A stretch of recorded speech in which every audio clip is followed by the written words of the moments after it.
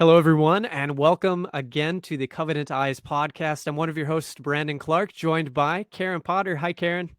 Hey, Brandon. Welcome. I'm so glad to see you again. Yeah, it's great to be here. How are you today?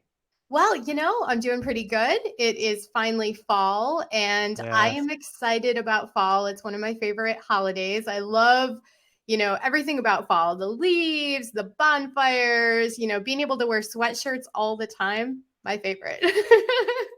Yeah, and for me, it's hunting season in the fall, and so I love, just going out, sitting in God's creation, and if He provides a deer to feed my family, that's even better. Yeah, I'm not much of a hunter, but I do appreciate, those that do. So that's awesome. Well, I'm Yeah, excited yeah. about today's show. We have an amazing guest, and I know that you're eager to introduce us to the topic and our guest. So go right ahead, Brandon. Roll us in. Yeah, so a lot of people listening today might be familiar with Bible in a Year. It was the number one podcast like in the United States, and correct me if I'm wrong, Father, but world even on Apple iTunes, and so we've got Father Mike Schmitz who is joining us today, talking about something that's I think it's an intriguing topic as we look around the world, and we see this idea of relationship. There's a lot of different opinions about that, and what is authentic and what is counterfeit. And so we're going to dive a little bit into that, especially as we think, Karen, about the idea of the ally relationship with covenant eyes, and what does that look like to have an authentic ally, an authentic friend to journey with us, especially as we work through things like pornography. So, Father Mike Schmitz, thanks so much for being on with us today. Thank you. It's my honor. I probably can't emphasize enough how much I respect and value Covenant Eyes. I mean, as a chaplain, as a priest, as a person, like I think I don't know if a week goes by that I don't recommend it to at least one person, if not half a dozen people. So I'm so grateful for what you guys all do. We sure appreciate that. Before we dive into our topic, I was mentioning before we got onto the podcast that Duluth is one of my favorite places to go in the fall because it stays a little warmer. The North Shore is just absolutely beautiful with the foliage. What's your favorite part of fall, Father? Yeah, oh, good question. Yeah, so I think I'm probably on Karen's side in the sense of just like it's the sights, the smells. I've always loved school, and so fall just kind of marks that back to school time too. And so especially I've been on a campus, college campus for 18 years. It's the beginning of my 18th year, and so as a chaplain, and so that kind of always that's a little bit bittersweet then in that case because it's like okay, things are about to just take off and it'd be really really busy, but there's something about just the days getting cooler and that kind of yeah. I love. I grew up hunting as well, Brandon, but Okay. I just don't. You only have so much time for so many things, It's true.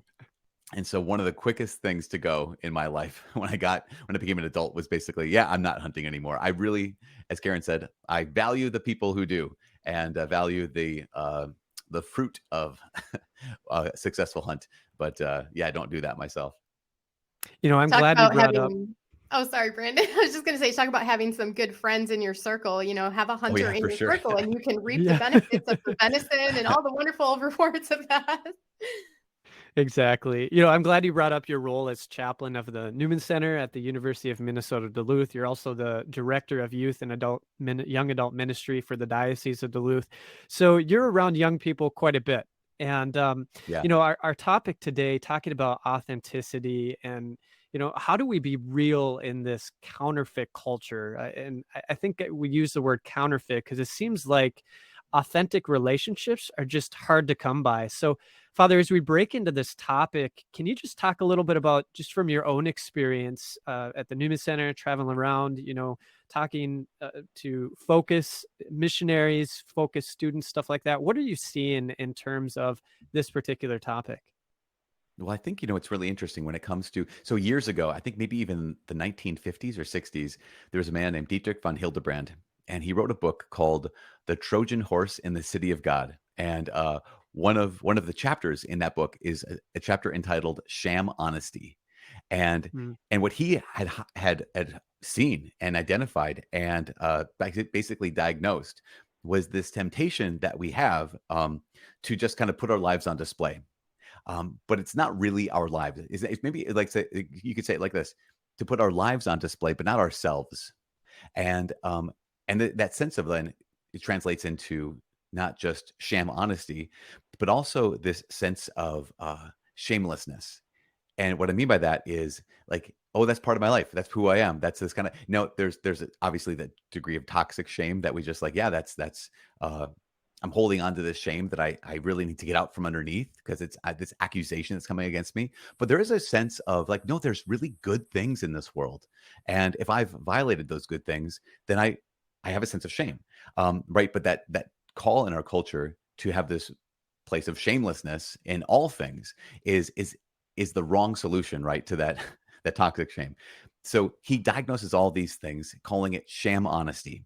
And I think that in many ways, what we experience in our own selves and we go to relationships that are of a certain level, almost everything, maybe not everything, but many things that are on social media or that we put on the internet have a degree of I want to present myself in an edited fashion.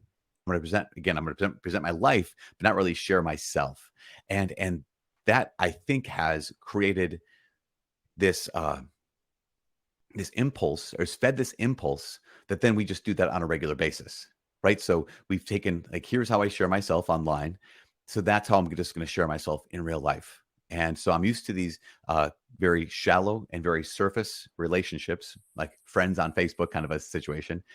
But then that's how my life becomes, where I can't be honest with someone unless I'm behind a keyboard. I can't be honest with someone ever, or I can't. You know what I'm saying? I really think that there's all these dynamics that come into this, and I really like that term sham honesty because it not only highlights this like edited version of myself, but it also points to this question of wait, with whom should I be honest? Like, with whom should I be my most real or most authentic, vulnerable self? Because that's a whole nother question I think I'd like to talk about as well. That's so good. And, I think it's weird because it feels like we almost don't sometimes realize that we are using that sham honesty because we've been conditioned through technology and media sources, that this is how you interact. And this is you put your best foot forward. And it's all about, individualism and, looking internally instead of upward and outward. So it's an interesting dynamic. I'd love to hear more. Just kind of your thoughts on working in the college space. How is that impacting, and how have you seen it change in the past few generations on how people are addressing things like that? Yeah, and that's a great question because I think in some ways there are certain areas of our culture that have become the canary in the coal mine. Mm. Maybe you've heard in the past where comedians have talked about their reception on college campuses as and that being one of the canaries in the coal mine, in that sense of like, okay, wow, we can't go there anymore. There's certain things we're not allowed to say there because I think in many ways the universities they're experimenting with what our culture becomes ultimately, and so hopefully they're way ahead of the rest of the culture. But in some way, in this because of the fact that again, I just see to a really high level of potential destruction, potential damage it does to people's hearts, people's souls, to their ultimate relationships. I want to dial back a little bit because in that on the college campus is what has been normal, what is common and what is just natural is I always point this out to our students is that this might be the first time in your life where you have to make friends from scratch. So if you think about, when you were growing up as a kid, who are your friends? Well, maybe they're live up the street from you. Maybe you just happen to go to school with them. You didn't really have to make friends with them because you just got dropped off at school. And here we are. We're kind of getting to know each other. But even then, it's like really low level stress. And then if you stay in the same place, unless you're someone who moved around a lot, you just go from grade school to middle school to high school. And in those cases, you get thrown in with a group of people and you probably know them from somewhere. But here they come to a college campus, and there's something about isolation. There's something about yeah, that's just so bonkers to me that it's natural, it's normal, it's what we do now. But think of what it is that we consider becoming an adult.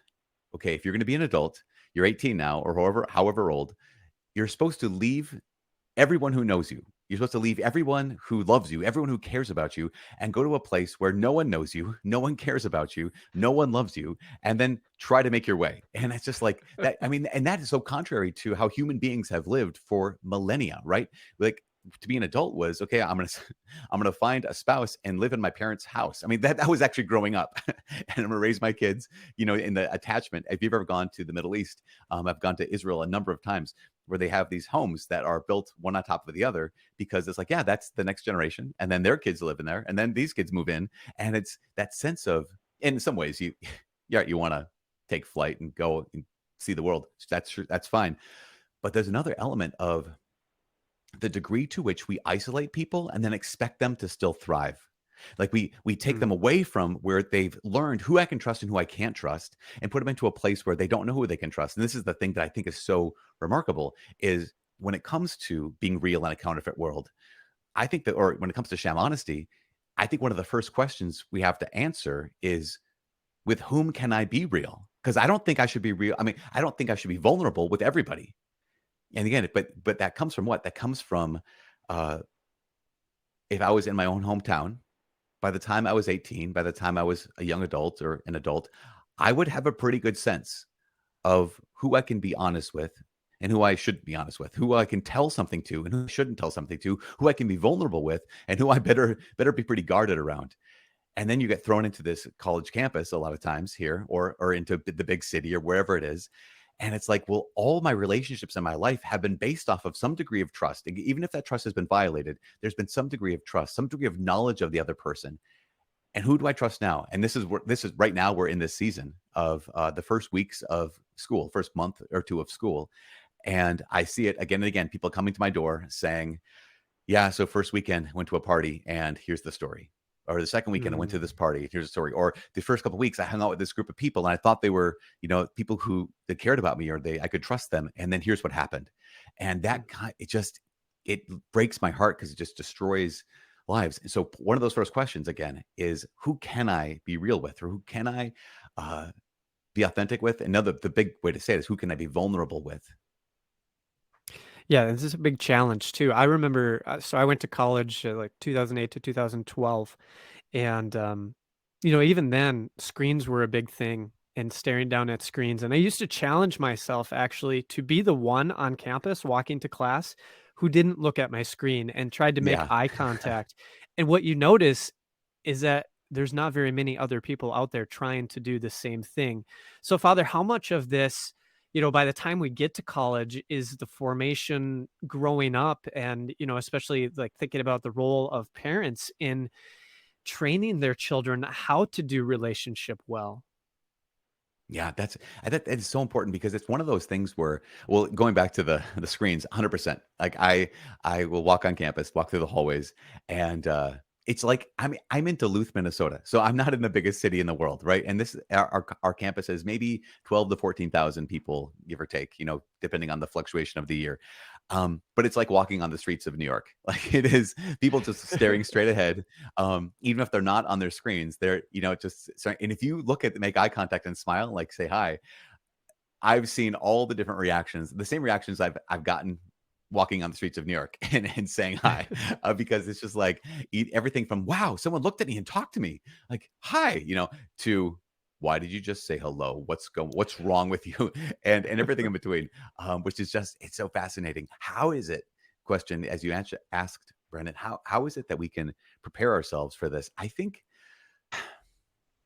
I mean, there. So yeah, I don't, maybe you've heard this example before, but when the U.S. Treasury is training the people that are going to be those who can spot counterfeit bills, I remember hearing this years ago, that they don't bring them into a room and for hours a day show them all the different counterfeits. They bring them into the room and they train them by showing them what the real bills look like and feel like, and what those, so they get to know the authentic bill. And when you get to know the authentic bill, then you can spot the counterfeit. And I think there's something similar. Like, we could go down the list and say, here's all the ways in which someone can betray you, all the ways in which someone can be a false friend, all the ways in which someone can't be trusted. But when it comes to parents, in some ways, my guess would be, yes, you probably have to talk about that and the acknowledgement that not everyone actually we're sending you out into a world where here's the fact. Very few people will look at you, will see you, know you, or love you. Many will try to hurt you. It's almost like the story of Pinocchio, right? Just you get out there and all you know is Geppetto, and Geppetto cares about you and Geppetto loves you, and you think, well, everybody cares about me, then everybody must love me. If there has to be some kind of preparation that a family will offer to their children, because again, this is unprecedented in the history of humanity, that every one of us now, obviously there's always been people who have left home and kind of struck out and tried to make their way, but it's unprecedented that everyone's expected to do this. And so here's a family, and their first goal, right, is to show what authentic love is. And then there's that next step, which is also to say, I'm going to prepare you though, because again, you're going in here in the home, you're loved. Out there, you're not, and you need to be careful without making them paranoid. So good luck, parents. That's hilarious. Oh my gosh. I have two that are college age. So yeah, we're like in the trenches with this topic. And it's interesting because, as I think about the way that they form relationships, or, you just push them off into college, it's like, hey, go make friends. I think a lot of that training, I just think is like discernment training as well. As they're, I remember really like point. In high school, it's like teaching them what to look for that's, a good friend, a trustworthy friend, and what's not. And then even learning when we, befriend somebody that betrays us, and tells all of our secrets to all the other people. So it is a tough job, and it is a weird thing that we just ship our kids off and, here you go make friends in the world. Good luck to you. So, technology, I think, is also hindering that. I know for like my son specifically, like his world is very like online, like friends are online, everything is online. And it's so easy for people to build these facades online, and you never really get to know that person intimately and get to trust them and build that really deep relationship. And I think that hurts a lot of people that are struggling with pornography, specifically in colleges and college campuses, because they don't have a trusted friend. So what can we do to help one another, get past that and help our college kids grow in that area? Because you do kind of need that real life person. Like online is helpful, but it's not the best way. Yeah, I completely 100% agree. One of the things that I think is maybe the strength, and maybe Covenant Eyes even says this is our strength, is, the availability, affordability, and anonymity of pornography gets cut down by when you introduce accountability. And I love that, but it's whenever I'm talking to young men or young women about their accountability partner, that person is like, okay, who is someone that you trust, and who is in your life as well. And so I want to set the bar as a clear bar, but also as kind of a low bar, in the sense of clear, someone you trust, and low, someone who just is in your life, right? So there's that sense of it. They don't have to be your absolute best friend. They don't have to be someone that you see on a regular basis. They don't have to be, maybe you're related to, although I know a lot of people who, their parent is their accountability person. And like that can be very good in that sense, that it's like, here's a real relationship that I have with this person whose opinion and whose perspective I trust. And then, so that those two elements, I think, are just the simplest and most straightforward. So who do I trust, and who is actually in my life? Because, again, how many times have people said, well, I'm going to have an accountability partner. I'm going to check in with them on a regular basis and just let them know how things are going. And then, well, things are going poorly, well, I'm not going to check in with them. Like things are fine, that kind of situation. But with Covenant Eyes, to be able to say, here is your accountability person's report. Like, okay, whether you liked it or not, you made a decision to trust this person with your report. And that part is just so critical. But then I think for them to be in your life, not just kind of like someone who can send the email or send the text saying, hey, I got the report, how are things going? That's great.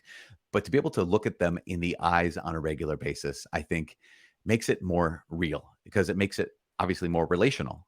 And so again, everyone has experienced that getting that text, or getting that, or sending that text to that person, or that email to the person once you get the report, and saying, hey, how are things going?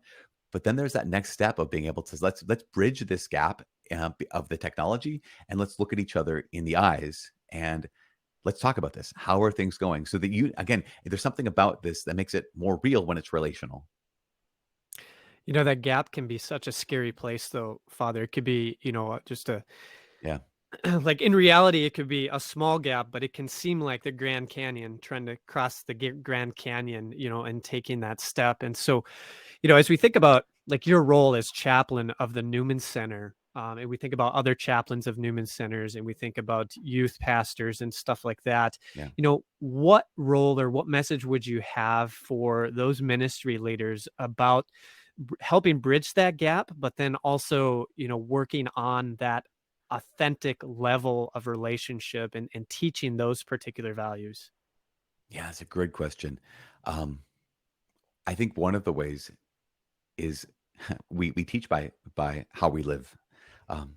Sometimes we teach more by the way we live and than we do by what we say. And so there's that element of I can't share with someone else what I am not able to or not willing to do myself. Not that doesn't mean I have to do it perfectly, but I would say to those people who are in positions of leadership, those people who are in positions of responsibility, that I would just ask the question: Are you willing? Do you know what it's like to be held accountable? Like, do you know what it's like to have the difference? Do you know the subtle difference between here's just the virtual relationship, even if it's real in other contexts, but the relationship that's merely based in here's the text, here's the email, and that okay, we're gonna sit down, we're gonna go for a walk, we're gonna actually connect as human beings with each other, because I think that would be the first step. Because then that person could, because I don't know how many times I'll talk to someone like, yeah, I have an accountability partner, but here's where it's not working. Like, okay, all right, well, I am many people's accountability person, and here's where I know here's what works. That in bridging that gap, I think that could be the first step. Even if someone is like, I don't, here you have a priest or a pastor, a chaplain, a youth pastor who uh, doesn't struggle in any way with pornography, doesn't have any issue, but it's like, yeah, but do you know what it's like to be in that kind of relationship of accountability?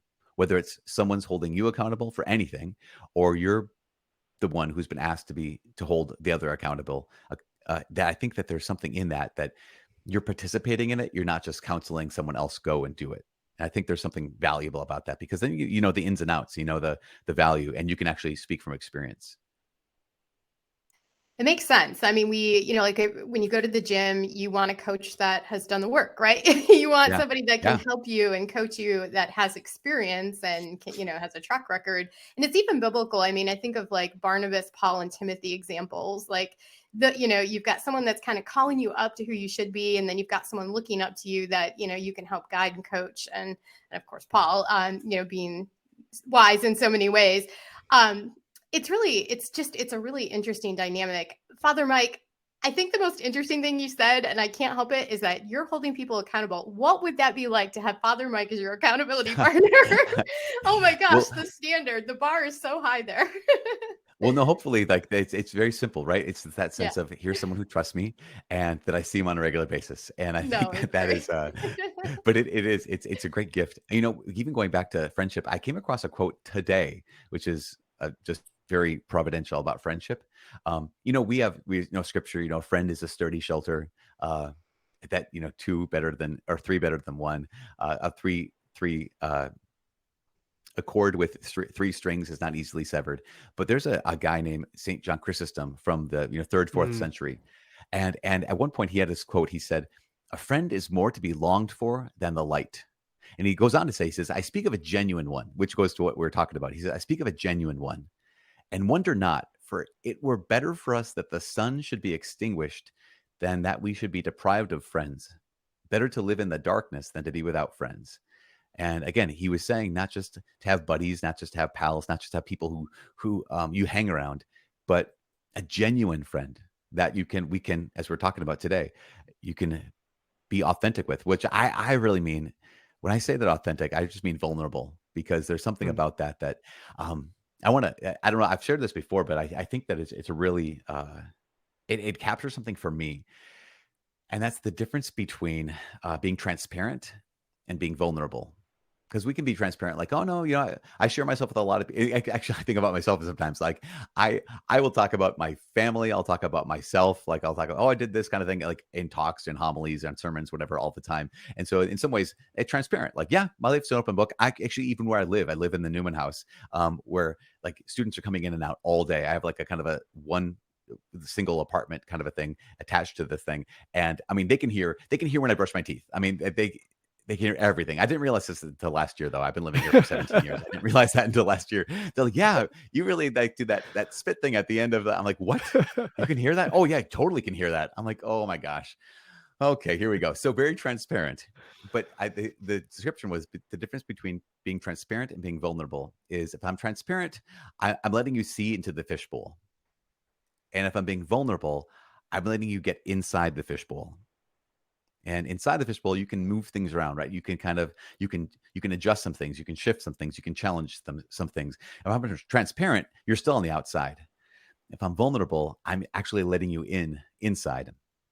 And again, to be able to do that well takes some real discernment. And I'm so glad, Karen, that you said this is big part of this is training in discernment. Who is it that I trust enough to have a degree of vulnerability? Because as we know, when someone's an accountability partner, it's not total vulnerability, but there is a degree. And I think that's wise to have some, but not complete in some ways, as until that trust is then earned even more. And that vulnerability is then becomes the wise next step. So because I think it's one of those things where obviously trust can be lost. Therefore, trust has to be earned. And I think the St. John Chrysostom quote talking about darkness really speaks to, there's going to be times in our lives where we're experiencing darkness, Yeah. whether it's struggling with pornography or struggling with something else, isolation, shame, where we really need that person, that genuine friend who is going to be right next to us through it all, and not walk away when things get really hard. And so there's a tension there, right? So can you just talk a Yeah. little bit about, like, as that genuine friend, what does that look like to walk with that person who is struggling? Yeah. Well, I think again, if we keep things as simple as possible, it doesn't necessarily, well, it doesn't mean being perfect. It also, so my first thought is to begin, maybe I'm beginning the wrong place, but I think that I feel like I've been walking so long that my first thought turns to boundaries. Um, and I think that there's an element of being able to say, I can be a genuine friend. I can be someone that they can truly trust. And there are boundaries that I'm going to be here for you.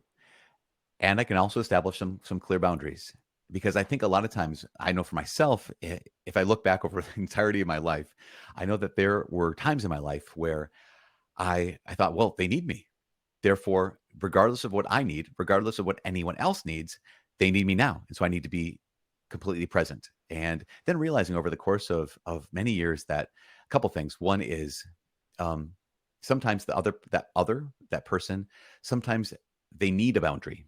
Like they need to have some guardrails of like, no, this is a and because, say, for example, like talking about something really serious. Well, it's all serious, but talking about someone being like in danger, someone calling and saying, "Listen, I'm in danger of hurting myself," and I say, "Okay, this is absolutely. I don't care what time it is. We need to be talking. But if you're in real danger right now, here it's 1 a.m. If you're in real danger, I'm going to pick you up. We're going to go to the hospital." And he's like, "Oh no, I don't want to do that." Okay, no. So either you're in danger right now, in which case we're going to do that, or you're not in danger, in which case we're going to talk tomorrow. And again, I'm summarizing this in 10 seconds. So it's not like that's not the ultimate conversation, because you have to kind of dig a little bit to make sure, like, are we in a place, or just denying it because you don't want to go to the hospital? But there's an element for those who are helping, those who are holding accountable, that you need to have self-possession as well. Like you need to be able to say, I need to make it clear. I'm here for you if this is the moment where you need help. If this is the crisis moment, then we're gonna go get help. I'm not help. I'm the Oh bridge my to God. help. And or this is a time when, okay, it's 2 a.m. You need to go to bed. Like, I just need you to lie down. And I've done this before where people are like, okay, we're on the phone. Okay, go to bed. Like, get in bed. Okay, get in bed. You're in bed. Okay, great. Now I'm still here, but I need you to close your eyes. Like, I need you to just, like, kind of talk that person to the place of, like, you get past whether it's the moment of, temptation to hurt themselves or the temptation to pornography or whatever that is, to be able to say, okay, just, we're here. There's someone here. Without being creepy. I know as I'm describing this, like, so here I'm on the phone. But that sense of, like, when someone trusts someone, you're in their life. Um, but that, but that difference and being able to navigate that difference is so important, because if this person needs you and you're really going to be an accountable person, they need you for more than just this night. They need you for the long haul. And I can't be in it for the long haul with everybody if there's no boundaries. And I've seen Mm, that happen too often where there were no boundaries established and someone really good hearted says, I'm here for you. And then they just get completely depleted and completely burnt out. So then it's Mm, like, I'm sorry, I can't be here for you at all. And so one of the first things I just think of when it comes to those people who are like, I'm called to be someone who helps. I'm called to be someone who holds accountable.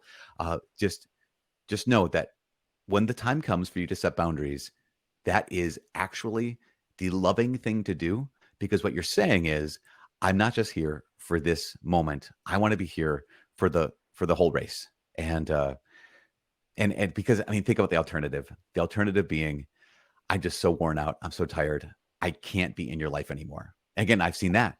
I've seen that happen way too often, that I think it's real friendship does involve boundaries.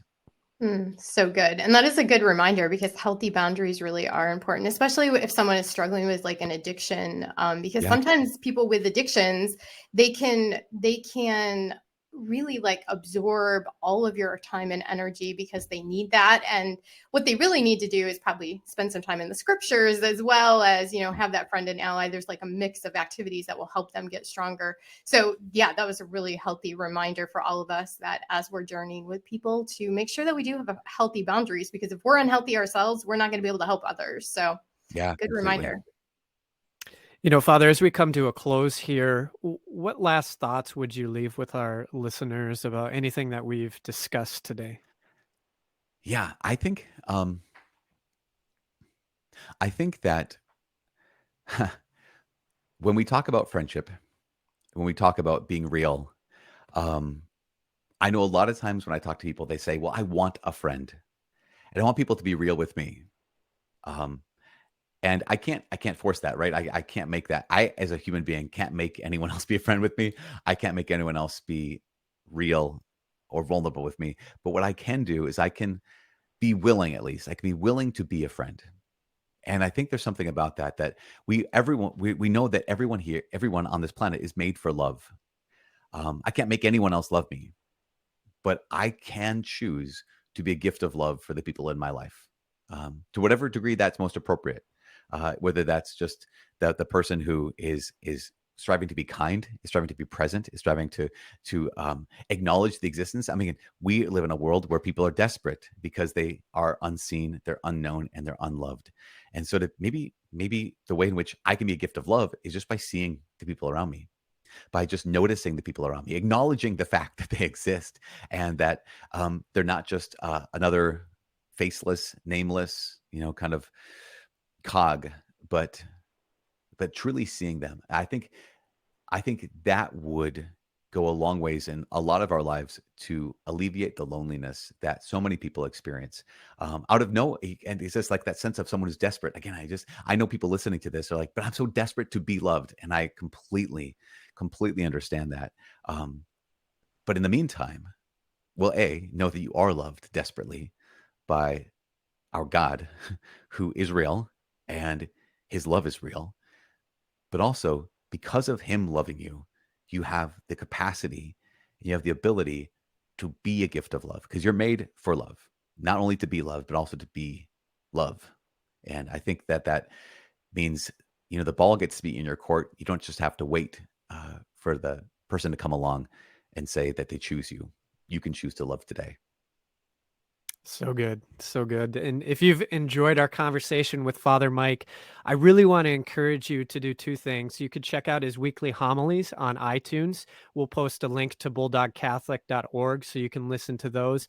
I also really want to encourage you to check out Bible in a Year if you haven't. It unpacks scripture in such a beautiful way and, offers a very good guide through the Bible laid out over a year. It's very easy to do. Just listen to the podcast. You can read along with scripture if you're a visual learner too.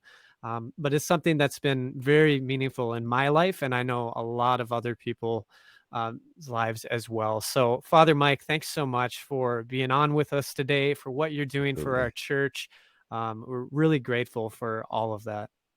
Well, it's an honor. It really is. It's great to talk with the both of you and to be able to be a part of the Covenant Eyes podcast like this. Thank Excellent. you so much. Karen, what are your takeaways for today? Gosh, there was so much there was so much packed into today's episode, but I think all of the reminders that Father Mike provided about being a friend and being kind. I mean, we can always show love to other people, and we can always share a smile, and we can always be there for other people, and sometimes that's just enough. That might be just what that person needed today, is just some kindness in their life. And I just think it's a good reminder. And I think it's also a reminder that we live in a really lonely world. We're the most connected people in generations, and yet we're lonely and we're not connected in real and meaningful ways. And I think it's just a word of caution for us as, Christians, that we need to do better. It's a challenge. Like, we all need to step up a little bit more and come to a place of not just transparency, because sometimes transparency you can put on a show in your little fishbowl, like, look at me, I'm telling you everything about my life that I want you to know. But we need to actually be vulnerable and go deeper with people. And so I look forward to that challenge, and I'm going to take that up in my own life as well. How about you, Brandon? I loved the study in the U.S. currency for counterfeit idea, that they study the real thing, the authentic thing.